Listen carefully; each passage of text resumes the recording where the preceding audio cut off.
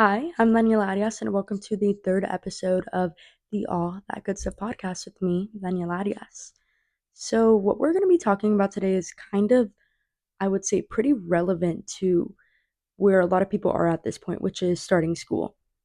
Obviously, you're getting to know your friends better than you did before, and chances are you didn't see them over the summer. So, you guys are catching up, you're getting to talk to guys, you're getting to talk to your parents maybe a little less because you're not home. So, this topic kind of has to do with all of those things. So, what we're going to be talking about today is basically setting boundaries and protecting your peace.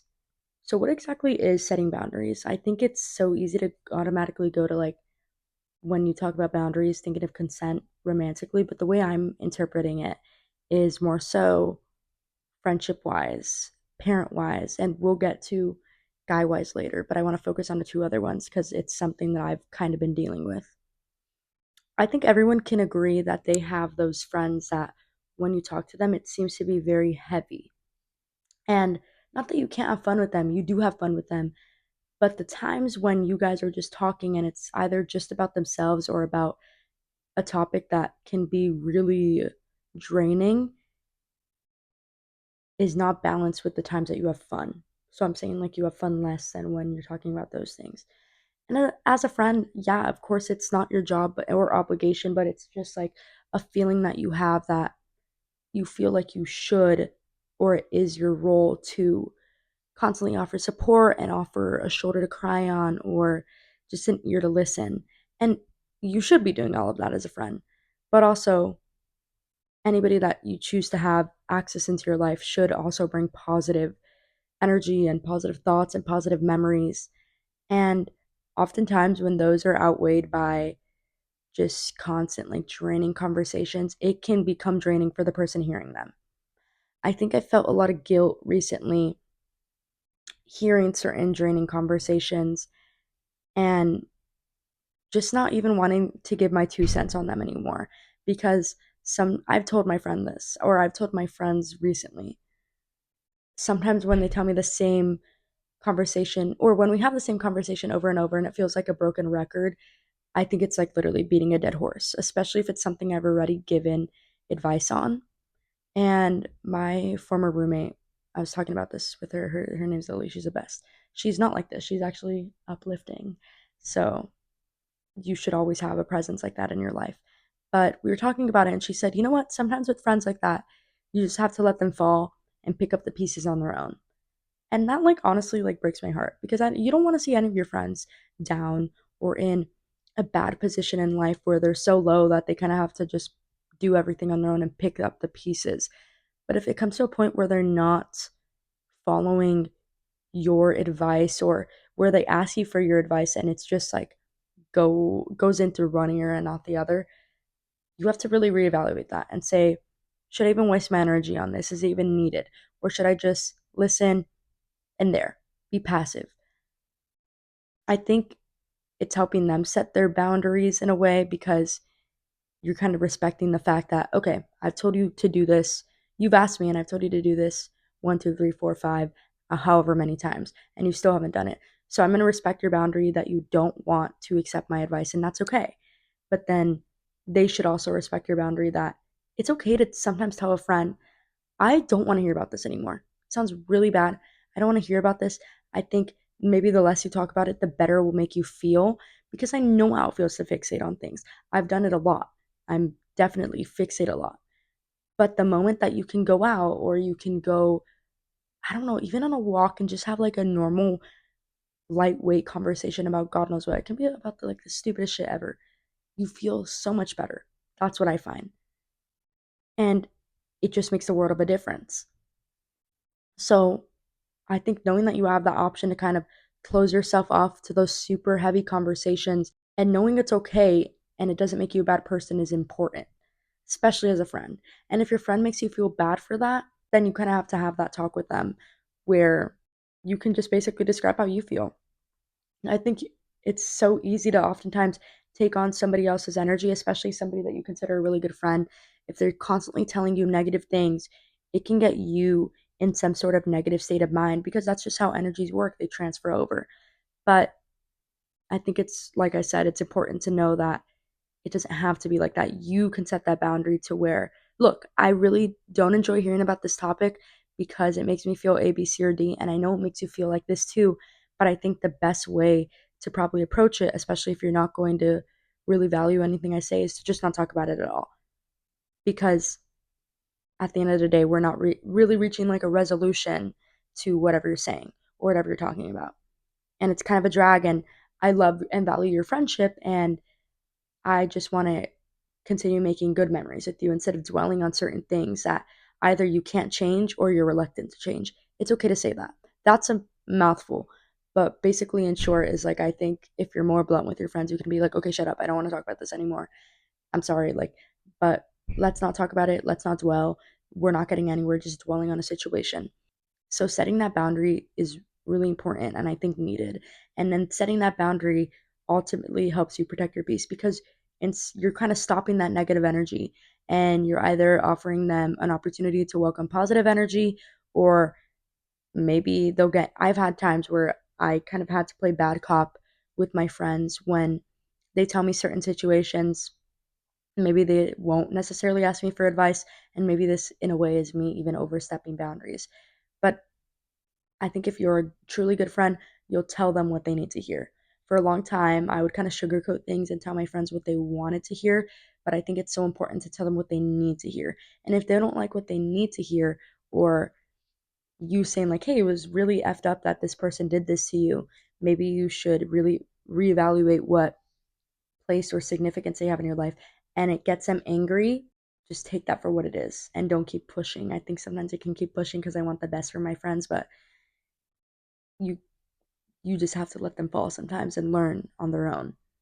And that's okay because at the end of the day, you can look out for others, but you should prioritize yourself and keep in mind how other people's vibes and energies and their situations can really rub off on you and affect you. Another boundary, I think, or not boundary, but type of relationship that I think sometimes does need boundaries are parental relationships, like parents. Um, Honestly, I think I would say I struggle with this because I tell my mom everything. Like, I think I tell her. I mean, I don't know what I don't tell her. I pretty much told her everything that's happened in my life because I think, unlike some of the people that I know, even if they're my really good friends, sometimes it's hard to be blunt and tell your friends what they need to hear because you don't want to hurt their feelings. They're somebody you love, somebody you care for, and the last thing you would want to do is kick them down when they've already fallen. But my mom will always tell me something when I need to hear it. And I've appreciated her for that. And I've also kind of learned that sometimes when I don't want that or want to hear that, you don't necessarily have to tell your parents everything. There's certain things actually that I think are healthy, kind of kept to yourself or people within your own age range, because at the end of the day, you still have to respect the fact that they're your parents, and there's certain things that not are inappropriate that your parents know, but that maybe a lot of things have changed. Usually, like my parents are probably a good 20 or maybe upwards 30 years older than me. A lot has changed since they were younger or in their 20s and to when I'm in my 20s. The dating scene was different, the friendship scene was different, going out was different.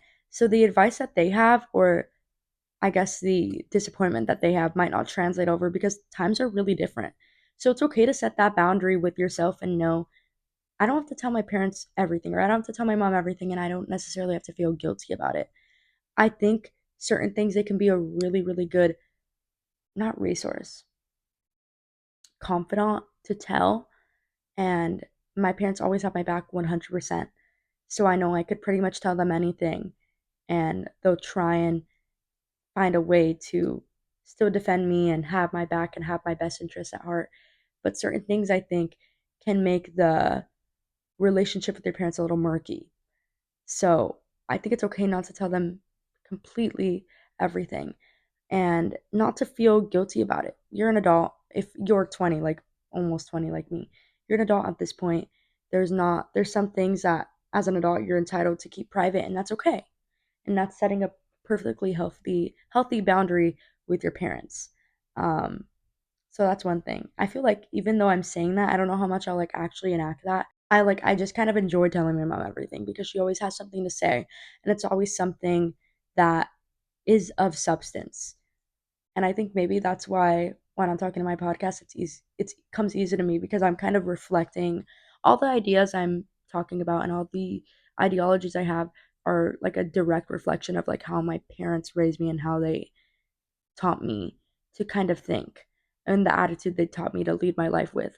So in a way, I can kind of thank them for like all the ideas I kind of formed in my brain because it's all thanks to what they told me and the pep talks that they given me. So I will say I will keep telling my parents stuff, but if you don't have that type of relationship and you don't feel comfortable, that's a boundary that you should respect of your own to help just protect your peace of mind. And all parents react differently. If you find that when you tell your parents something, they're always reacting with disappointment when it's not necessarily something that you should be ashamed of, you don't need to tell them that, especially if they react with like an unwarranted reaction. The third one that I wanted to talk about, and this goes really into protecting um, your peace and really setting boundaries for yourself, is with guys. My podcast last week, my mom watched and she's like, I loved it, but I hated the part where you talked about guys. But I think it's so important to acknowledge that my a large amount of my audience will be girls, and they might be younger than me, they might be older than me, and it's okay to acknowledge that certain times, there's a lot of times that guys can make you feel like shit, and that's normal. By setting boundaries, I mean this. S- Specifically in college, you're put in a new environment. You are here where you're pretty much unmonitored. You can do whatever you want. You can go out with whoever you want. You can talk to whoever you want. You can kiss whoever you want. You can do whatever you really desire within reason. I mean, when I say this, I mean it loosely because you can do whatever you want, but that doesn't mean you should do whatever you want. And this is kind of setting boundaries with yourself. We'll get to this after. You can have guys over and to each your own, whatever happens. They can stay over. You can spend the night with them. You can spend every single night with them in your dorm. And is that wrong necessarily? No. But do I think that you should be investing so much time into a guy so soon and especially allowing them in your space? I think I mentioned this in the first episode. Your space is your peaceful place. That kind of rhyme, but I didn't mean to. Right now, where I'm sitting in my room, this is where I go to sleep, which is peace. This is where I go to take a nap, sometimes in between classes, which is peace. This is where I go to literally watch like a YouTube video and eat, which is peacefulness to me. All of those represent peace. So why would I bring in somebody that has the potential to corrupt that? I didn't realize that freshman year, and I think it's because everyone gets very excited at these new prospects and all these new opportunities you have. But you have to know that just because you can doesn't mean you have to and doesn't mean you should. You don't have to do anything. And this kind of leads me to another boundary. And I think this is circling back to what I had said in the beginning, where usually when we think of boundaries, we think of consent.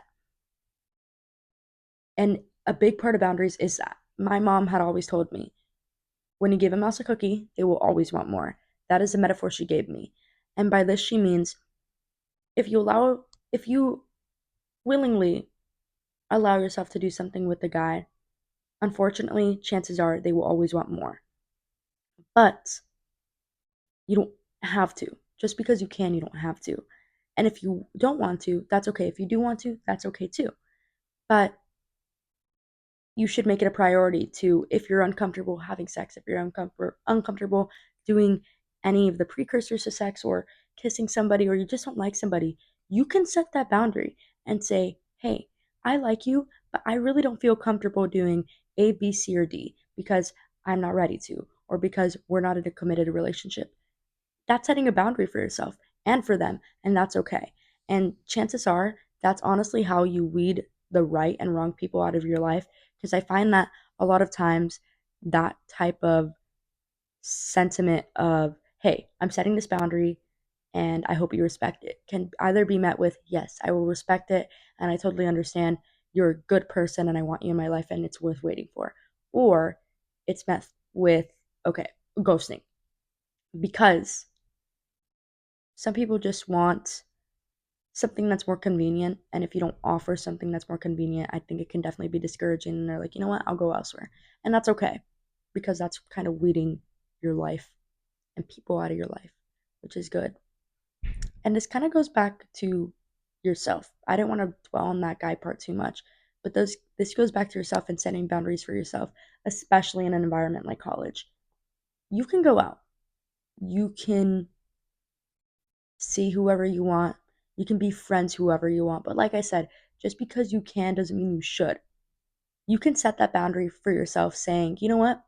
Because I need to prioritize my health and my mental well being and my physical well being, I am going to maybe not go out every weekend or maybe not have to go to not feel obligated to go to every frat party just because my friends are going, or maybe go to sleep early and decline that invitation to go to your friends to have dinner. It's okay to do that because at the end of the day, like I said, you should prioritize yourself and your peace. And if you feel like things that are supposed to be fun, like hanging out with your friends or going out and partying, are kind of disturbing your peace because they're interrupting, you just don't have enough time to really just pay attention to yourself. It's okay to kind of cut down on that, not stop it all together, but just say, like, you know what, this weekend I don't have to go out because I just really want to do a me thing and go get a facial or anything else. It's okay to set those boundaries with yourself, saying, I don't need to do this because other people are doing it. So I'm just not going to. I think that's a totally respectable boundary that you're setting for yourself of just, look, if you don't feel like doing something, you don't have to. And if you have friends that are good friends or um, a significant other that's a good significant other, they'll respect that. The more that you learn how to respect yourself and what you need and what you need to kind of craft a peaceful environment in your life, the more others will learn to respect it because they see how much you prioritize it in yourself.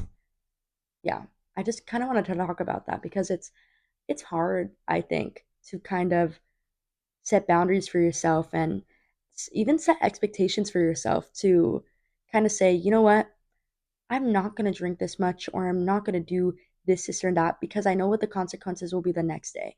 So I'm setting a boundary for myself and I'm saying I'm only going to stay out till this time. I'm only going to hang out with these people because I know they bring in a certain energy into my life. And that's okay. You shouldn't feel bad. You shouldn't feel like a loser for setting those certain boundaries. And you especially shouldn't feel bad for setting boundaries with other people, like what I had mentioned with your parents or with your friends or with boys or girls or whatever your preference is. There's nothing wrong with that. That's is something that's perfectly healthy. And I think to learn how to set those boundaries early on in your life can help a lot because I'm personally, I don't know if I guess I'm an adult right now, but I still live like with my parents. I still live at college, so I'm not like a full-fledged adult. But kind of having those boundaries set pre-adulthood, I can only imagine it will make your life so much easier in setting goals for yourself and expectations and standards. I just want you guys to take care of yourself. Going into the school year, I think it's so important to prioritize yourself, and that doesn't necessarily make you selfish, but prioritizing your needs over the needs of others and knowing that you can be a good friend and a good girlfriend and a good daughter while simultaneously not neglecting what you need in order to make your life the best it can possibly be. Yeah. Thank you so much for watching this episode, and I can't wait to see you next week.